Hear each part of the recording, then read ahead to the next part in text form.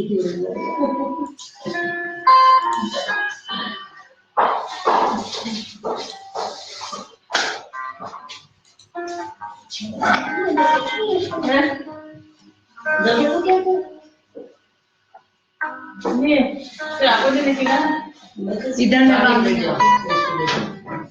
चलो मैं भी छटाई बिठा लूं। अरे तो बैठ जाओ ना, बैठ जाओ। आप क्या करते हैं? बैठ जाओ।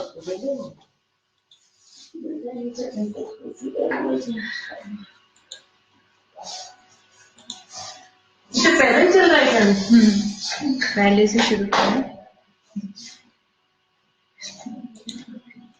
तो 8वें पे आप ही लेके आओ। 8वें इनकी क्लास चलती है ना, बीच में से शुरू की। नमो अरिहंताणं नमो सिद्धाणं नमो आयर्याणं नमो वज्रायाणं नमो लोहे सर्वसागुणं मोक्षमार्गस्य नेतारं वेत्तारं कर्मभूभृताम् ज्ञातारं विश्वतत्त्वानां वन्दे तद्गुणलब्धये। तत्वार सूत्र ग्रंथ आचार्य महास्वामी द्वारा रचित है। इसमें पहला अध्याय चल रहा है जिसमें जीव तत्व का वर्णन किया है। जीव तत्व के वर्णन में सबसे पहले मोक्ष मार्ग क्या है वह बताया, सम्यक दर्शन ज्ञान चारित्राणि मोक्ष मार्ग।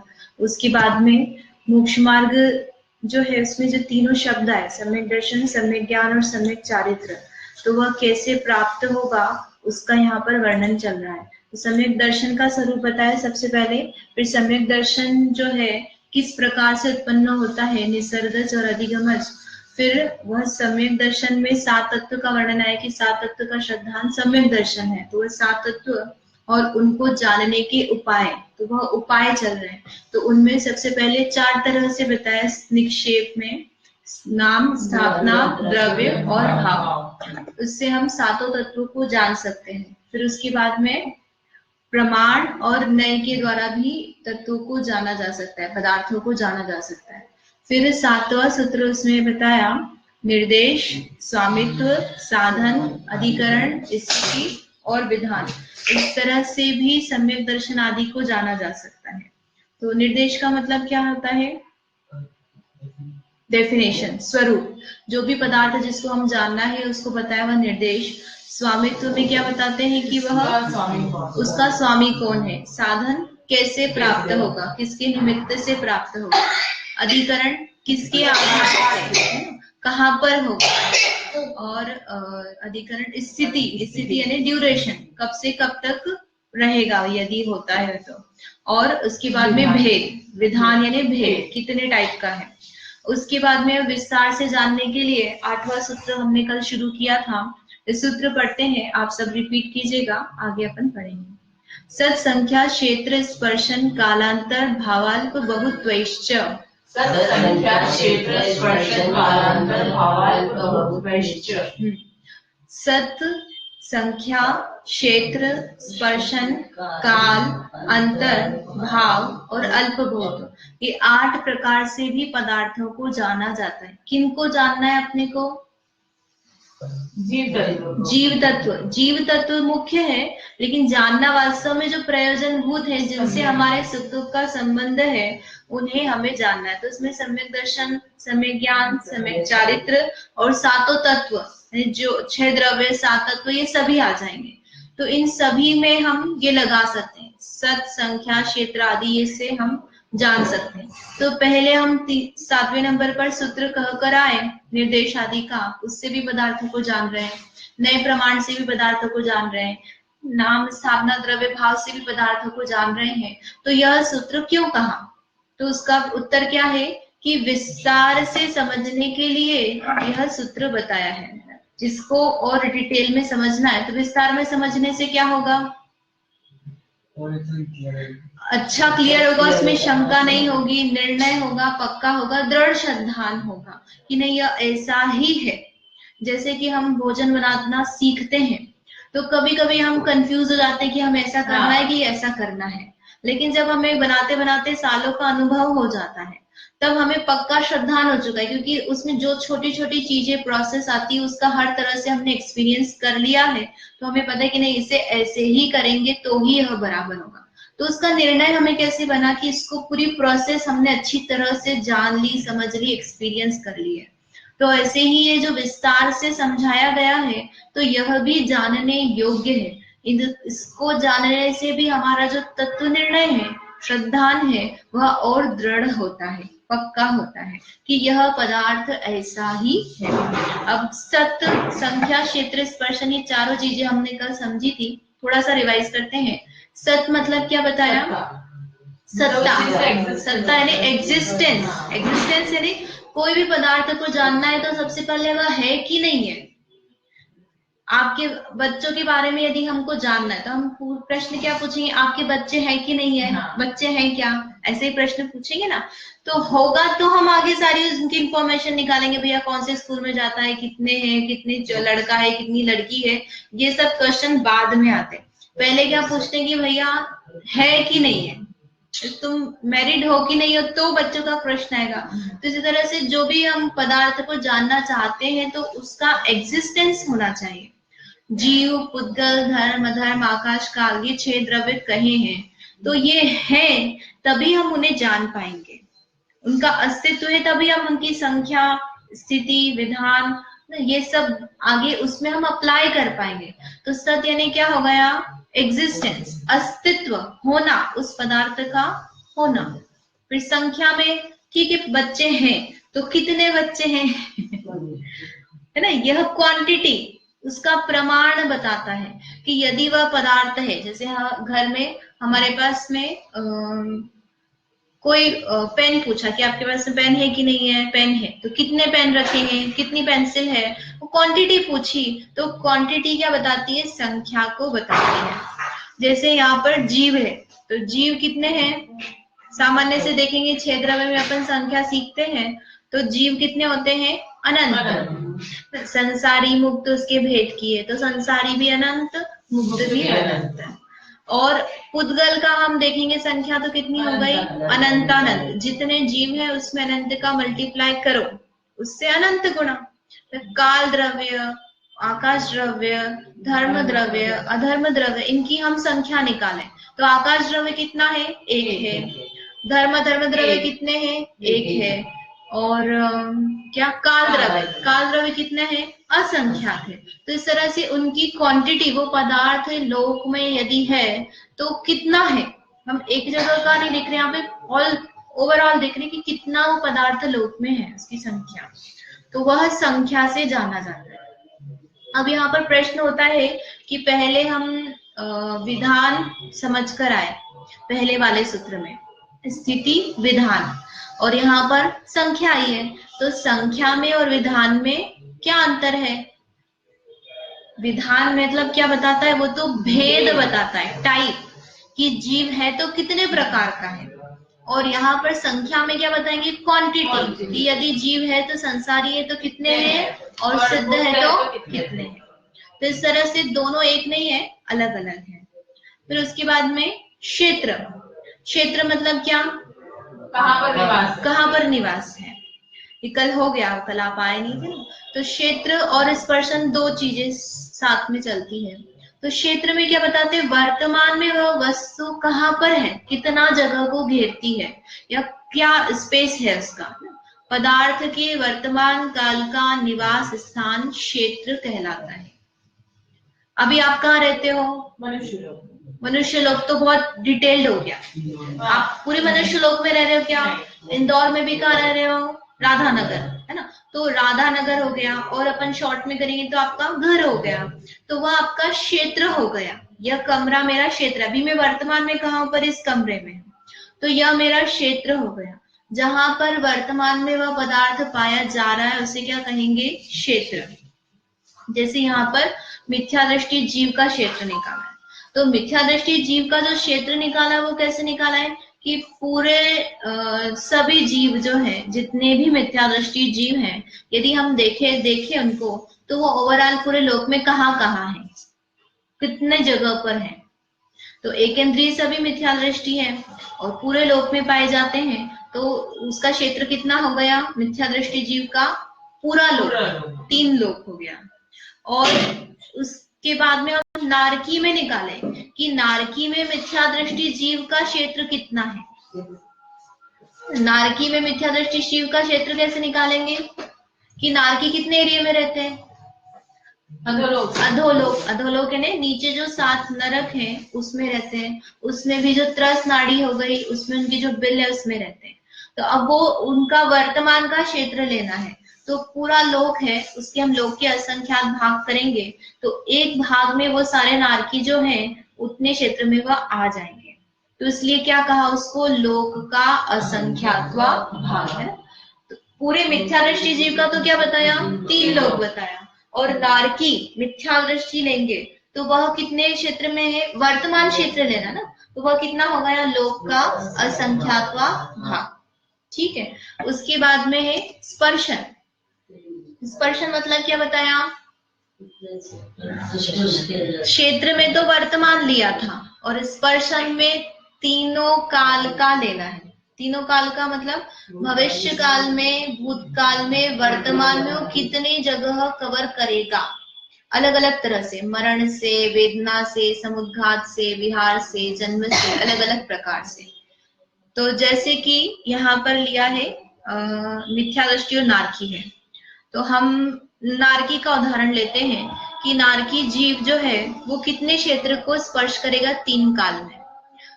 तो कितना लेंगे उसमें कि नारकी का जो क्षेत्र वर्तमान का है वो तो लोक का संख्यात्मक भाग हो गया, जो 7 नरक है त्रस नाड़ी के अंदर, 7 बिल मतलब जो हो गए उसके। और उसमें भी अब क्षेत्र नारकी इधर उधर घूमेगा ना, विक्रिया करेगा, तो विक्रिया से उसके और स्पर्श ज्यादा बनेगा। उसके अलावा मर करके वो जहां जन्म लेने वाला है, तो जहां जन्म लेने वाला है वहां तक उसके आत्मा के प्रदेश फैलते हैं, उसको क्या बोलते हैं? मारणांतिक समुद्घात। जहां पर मान लो मध्य लोक में वो उत्पन्न होने वाला है और 7वें नरक का कोई नारकी है, तो 7वें नरक का जहां पर वो शरीर है उसका, वहां से लेकर के जहां जन्म लेने वाला है, तो जैसे मोड़े से वो जाएगा वैसे मोड़े पूर्वक पूरा उसका आत्म प्रदेश वहां तक चले जाएंगे, फैलेंगे, मतलब पूरे यहाँ से यहाँ तक कंटिन्यूस रहेंगे। तो उसने पूरा क्षेत्र स्पर्श किया कि नहीं किया? तो ऐसे अपन कॉम्बिनेशन बनाएंगे, तो जो त्रस नाड़ी के अंदर जो 7 नरक है उसमें भूत तो आया नहीं ना, प्रेजेंट आ गया और प्रेजेंट नहीं, तो वो उसमें कैपेबिलिटी आ गई ना। अभी इस भाव में नहीं किया, भविष्य में करेगा, या पहले भावों में नारकी बना तब उसने स्पर्श किया है, इस तरह से लगाना उसमें। तो तीनों लोग आ जाएंगे नहीं, तीनों लोग कैसे आएंगे? नारकी एक इंद्रिय तो बनेगा नहीं कभी भी, 1 2 3 4 इंद्रिय तो बनेगा नहीं ना, नारकी देव नहीं बनेगा, तो ऊपर के क्षेत्र में भी उसका स्पर्श नहीं करेगा। तो बन सकता है ना? नहीं, अपन नारकी पर्याय का ले रहे हैं, नारकी रह करके वह कितना क्षेत्र स्पर्श कर सकता है। जीव का लेंगे तो 3 लोग। जीव का मतलब कोई एक जीव का अलग तो अलग है, लेकिन नारकी ही पर्याय में नारकी बन करके, नारकी नामकर्म का उदय है उसको, उस समय में कभी भी आप ले लो, पास्ट प्रेजेंट फ्यूचर में वो कितने क्षेत्र को मैक्सिमम स्पर्श करेगा नारकी रहते हुए, तो वह जो एरिया निकालते हैं वो होता है स्पर्शन। और क्षेत्र में तो क्या हो गया कि उस वर्तमान भाव में और जो प्रेजेंट है अभी उसमें वो कितना क्षेत्र छू रहा है, कवर कर रहा है, वो हो गया। तो दोनों में अंतर आ जाएगा। तो वह भी क्या बताया है? लोक का संख्यात्वा वह ही बताया है, क्योंकि बहुत ज्यादा डिफरेंस नहीं है उसमें। और मिथ्या दृष्टि के लिए भी यदि हम स्पर्श निकालेंगे तो पूरे लोक में ही है वो भी, हम उससे ज्यादा तो उसका एरिया बनना ही नहीं। आप भूतकाल ले लो, भविष्य काल ले लो, वर्तमान काल ले लो, कोई भी ले लो, तो उसमें उससे ज्यादा नहीं बनना है। तो इस तरह से क्षेत्र और स्पर्शन दोनों अलग अलग। ये कल हो गया था, लेकिन थोड़ा सा आप लोग आए थे इसलिए रिवाइज किया। नारकी का आपने जैसे बोल रहे 7 नरक, तो 7 नरक कैसे लेंगे? सातों नरक कैसे लिया कि 7वें नरक का नारकी का मारणांतिक समुद्घात का उदाहरण लिया ना अपन ने, 7 नरक, तो वो अलग अलग आप और विशेष निकाल लो, लेकिन सामान्य से नारकी का देंगे नीचे का, जैसे पहले नरक वाले का नीचे का नहीं आएगा, उसमें बस नीचे से ऊपर तक जो आएगा उतना ही आएगा। और मनुष्य के रेफरेंस में लेंगे तो फिर तीनों लेना पड़ेगा। मनुष्य की रेफरेंस में तो आपको कैसा लेना पड़ेगा? मनुष्य मर के तिर्यंची भी बन सकता है, देव भी बन सकता है, नारकी भी बन सकता है, तो उसका मारणांतिक समुद्घात है। हाँ, तो मतलब वो उसमें फिर वो तीनों लोग घट सकते हैं। तो अलग अलग उसमें जैसे अपन फिर बाद में और अपन संयोग केवली का, मिथ्या दृष्टि का, औपशमिक, शायवशमिक सबका अलग अलग निकालेंगे तो स्पर्शन फिर अलग अलग बनेगा। इस सम्यक दृष्टि एक इंद्रिय नहीं बनेगा तो त्रस नाड़ी के बाहर नहीं जाएगा तो किसी भी काल में, तो उसका मारणांतिक समुद्घात, विहार, वेदना किसी भी रूप में त्रस नाड़ी के बाहर नहीं जाएगी, तो उसका फिर अलग अलग निकलेगा। इसलिए वो बहुत डिटेल हो जाता है, तो ये अपन सामान्य से ही समझ रहे हैं। अब क्षेत्र और स्पर्शन दोनों में क्या अंतर है, तो आप यहाँ पर एक एग्जाम्पल से समझा है। तो क्षेत्र में तो क्या बताया, वर्तमान क्षेत्र जो वर्तमान में अभी यहाँ पर है, ये कमरा हमारा क्या हो गया, क्षेत्र हो गया। और स्पर्शन में क्या हो गया कि हमें पूरे इंदौर में घूमा हुआ, और इंदौर में नहीं भी घुमा हो तो मेरी कैपेबिलिटी है मैं जाकर के घूम के आ सकता हूँ, तो ये मेरा स्पर्शन का क्षेत्र हो गया।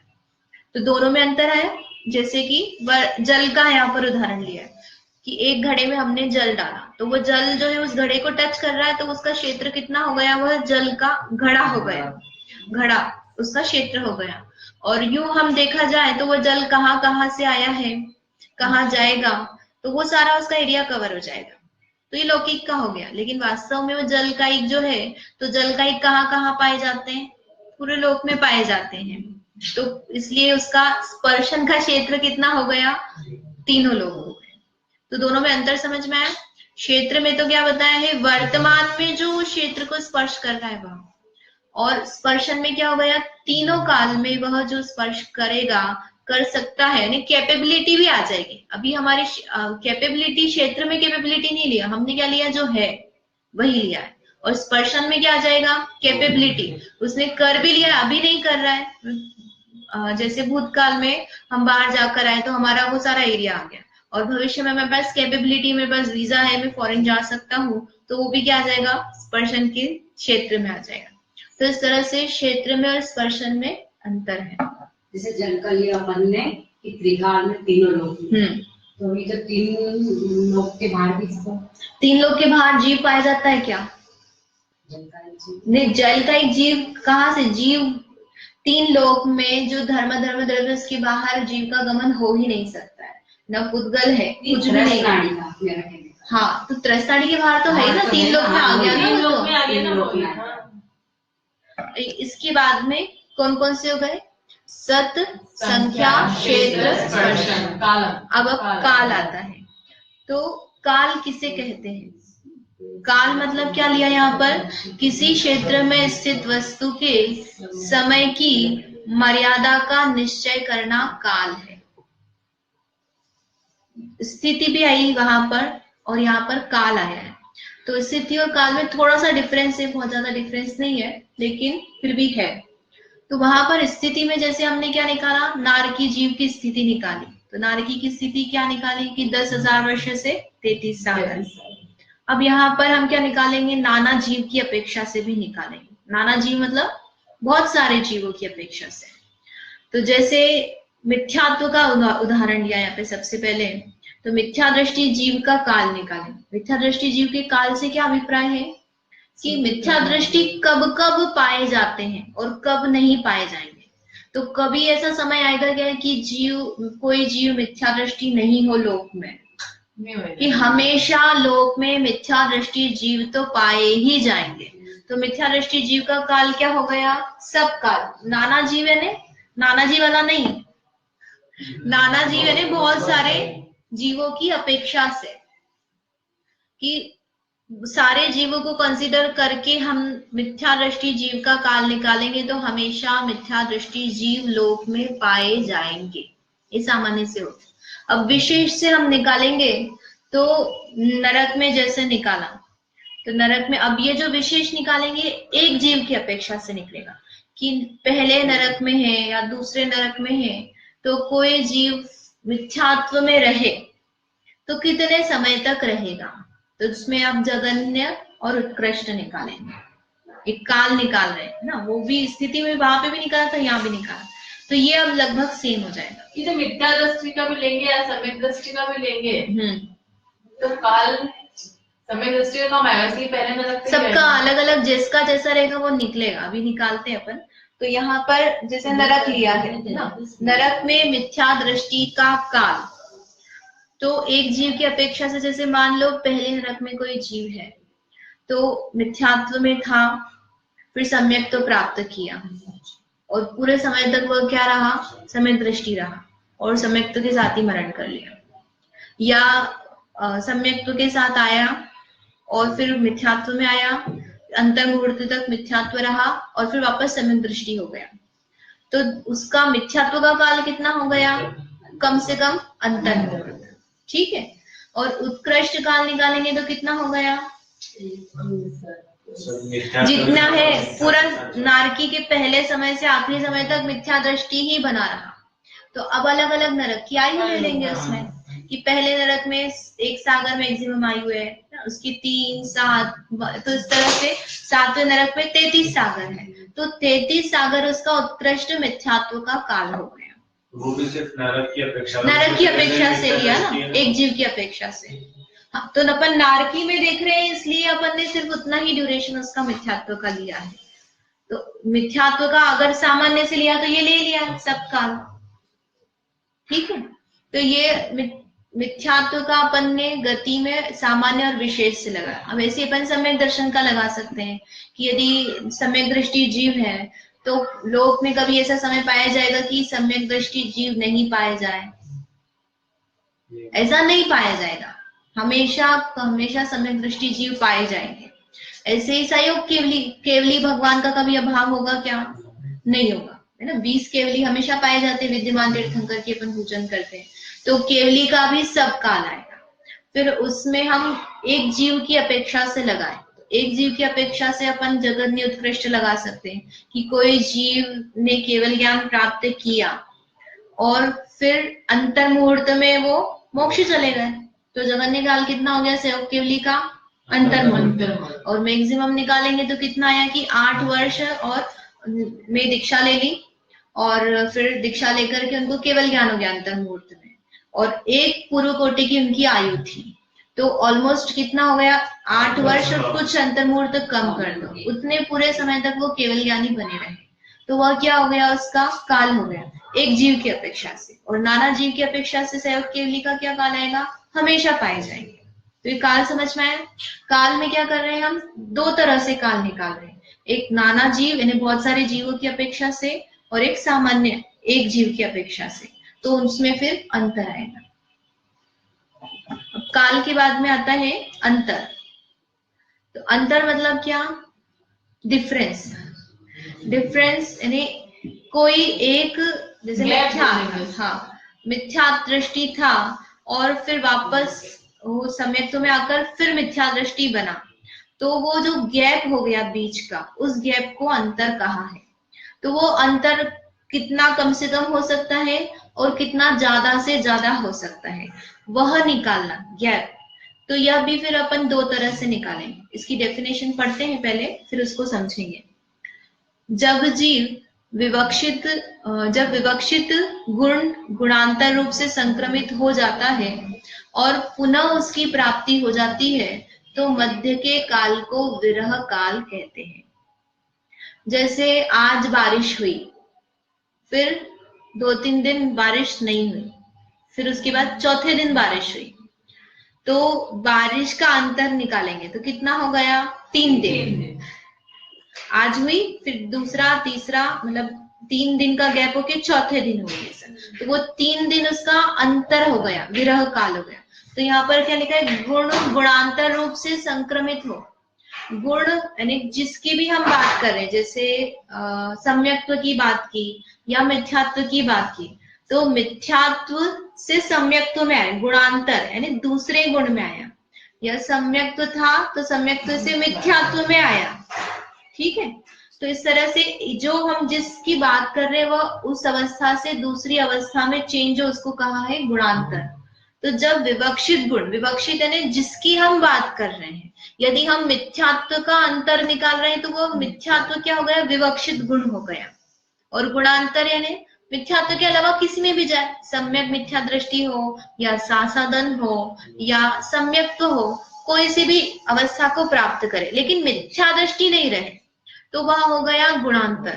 तो विवक्षित गुण गुणांतर से संक्रमित हो, संक्रमित यानी कन्वर्ट हो, चेंज हो, तो और पुनः उसकी जब प्राप्ति होती है तो मध्य का काल क्या कहलाता है? विरह काल कहलाता है।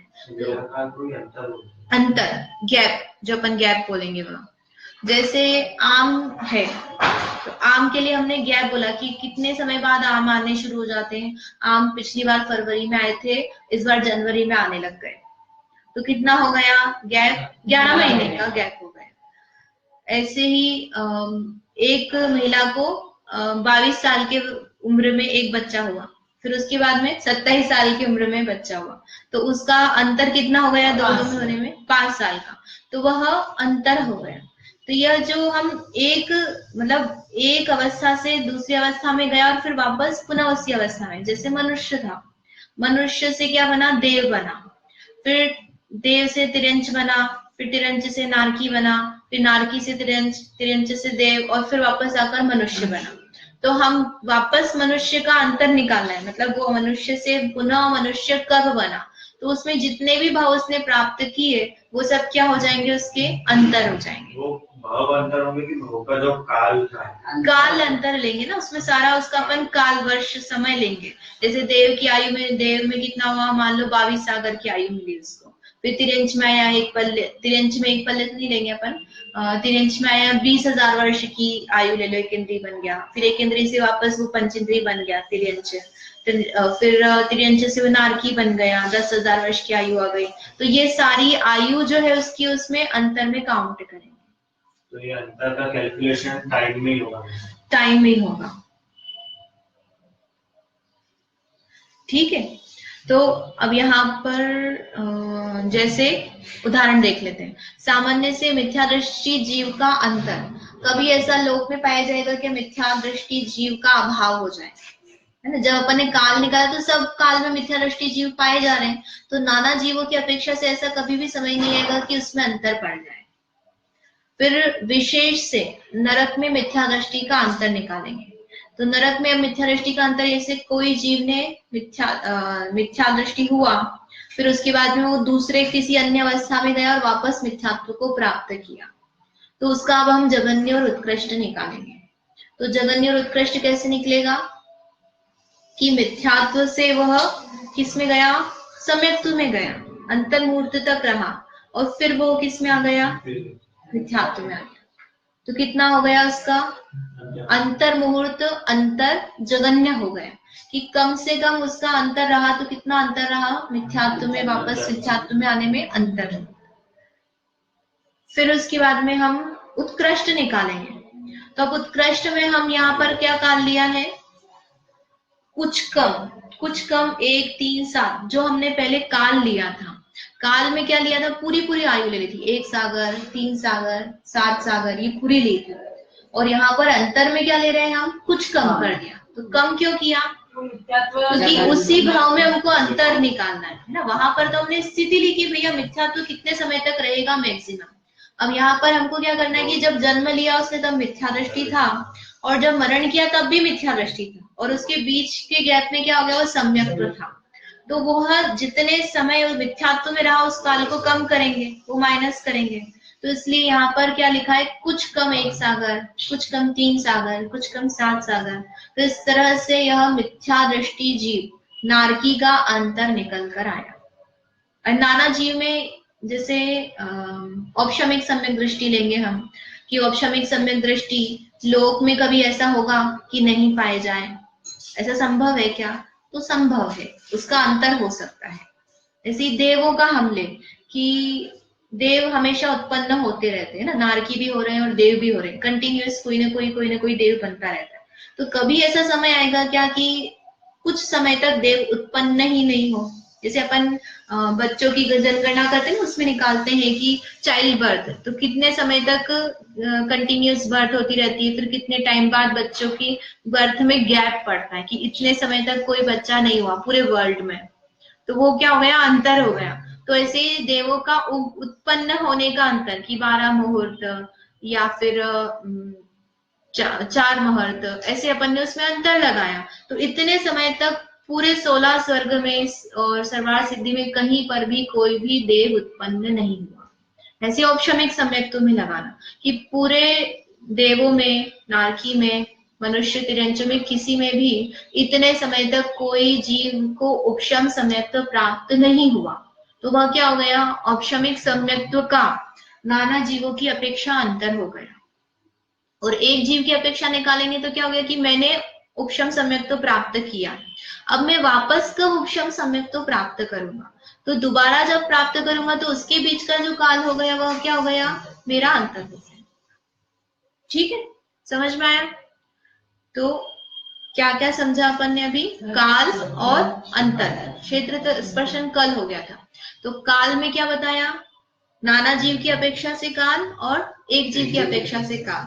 और अंतर में क्या हो गया, वह उस अवस्था से वापस दूसरी अवस्था में गया और पहली अवस्था में वापस आया, तो उसमें जो गैप पड़ा वह कितना हो सकता है, तो वह भी नाना जीव की अपेक्षा से और एक जीव की अपेक्षा से। अब इसके बाद में भाव है, तो भाव लगाएंगे। अब भाव कौन सा, भाव मतलब प्राइस वाला भाव नहीं है, जो अपन सोने का भाव बोलते हैं वो भाव नहीं है। तो कौन सा भाव लगाना कि वो जो जीव आदि है तो उनको कौन सा भाव है, कौन से भाव लगाना है, 5 भाव होते हैं, ये दूसरे अध्याय में आएगा। औपशमिक, शायोपशमिक, शायिक, औदयिक और पारिणामिक, इस प्रकार के 5 भाव बताए हैं। तो इन पांचों में से उस पे कौन सा भाव घटित हो रहा है। जैसे जीव को मिथ्यात्व है, तो वह मिथ्यात्व जो है वह कौन सा भाव है, क्षय से हो रहा है, उपशम से हो रहा है, उदय से हो रहा है, या पारिणामिक भाव है। तो वह जो भाव है जीव को, मिथ्यात्व भाव मुझे हुआ, तो वह किसके कारण से हुआ, मिथ्यात्व कर्म के उदय से हुआ, तो कौन सा भाव कहलाएगा, औदयिक भाव। औदयिक यानी कर्म के उदय से जो भाव हो रहा है वह औदयिक भाव है। अब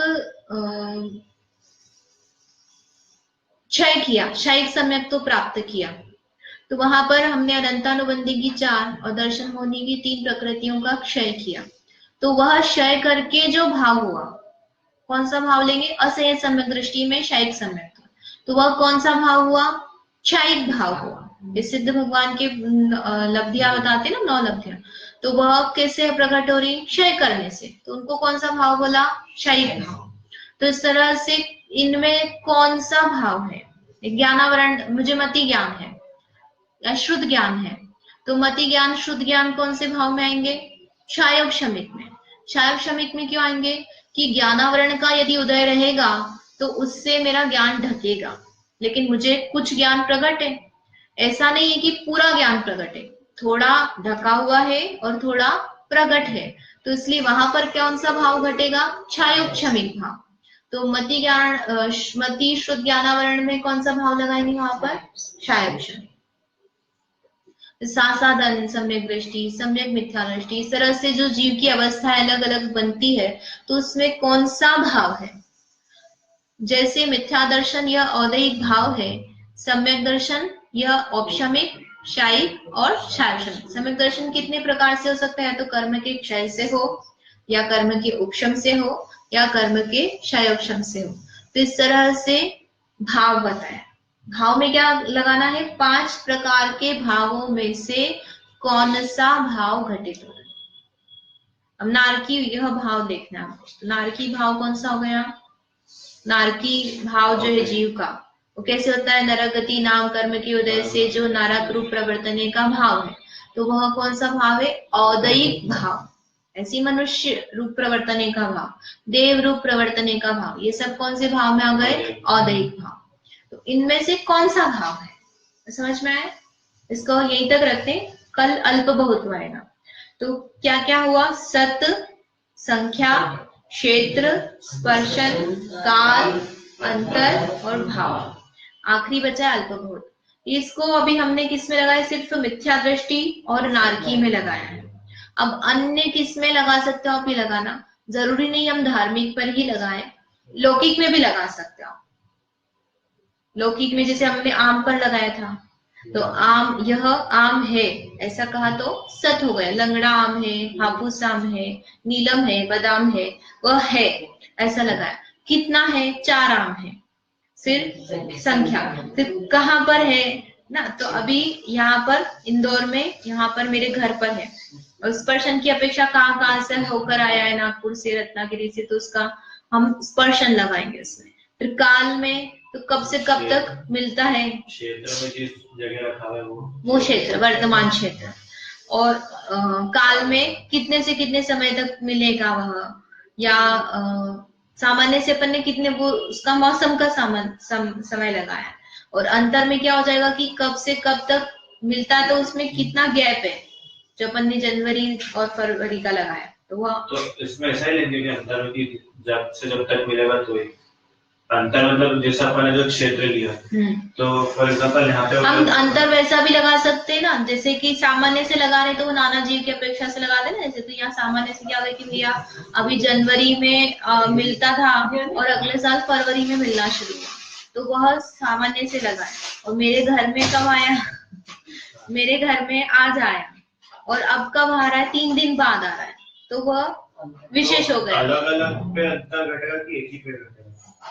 अलग अलग पे, दोनों पे घटेगा ना। अपन यहाँ पर कितने तरह से घटा रहे हैं सब चीजों में। काल और अंतर नाना जीव की अपेक्षा से भी घटा रहे हैं, और एक जीव की अपेक्षा से भी घटा रहे हैं। जैसे आज आम आया, आज आम आया, फिर 3 दिन बाद, हाँ वो दूसरा आया, लेकिन हम आम ही को कंसीडर कर रहे हैं। जैसे क्षेत्र वो तो फिर वो वैसा तो बनेगा नहीं, इसलिए मैंने कहा कि अपन लौकिक उदाहरण जो रहते सर्वांग रूप से नहीं लगते, तो अब सहयोग केवली का लगाएंगे हम। मान लो कि सहयोग केवली का अंतर लगाना है, तो सहयोग केवली का अंतर पाया जाता है क्या, कि सहयोग केवली हमेशा पाए जाते हैं नाना जीव की अपेक्षा से, लेकिन एक जीव की अपेक्षा से लगाएंगे तो भी अंतर नहीं होगा। तो भी, क्योंकि अब सहयोग केवली हो गए, मोक्ष हो गया, अब वापस थोड़े ना सहयोग केवली बनेंगे, तो उसमें अंतर नहीं पाया जाएगा। तो इस तरह से कहीं पर घटित होगा और कहीं पर नहीं होगा, तो वो अपने को देखना, समझ में आएगा अपन लगाएंगे तो कि लगेगा कि नहीं लगेगा। ठीक है, तो इस तरह से ये हमारा जानने के उपाय में विस्तार सुरुचि वाला जो समझने का है वो अपन ने समझा। आगे का अपन कल करेंगे। इसमें कुछ प्रश्न है? जावाणी के ज्ञान ते सुजे लो कालो, सोवाणी बसत नमो सदा देव।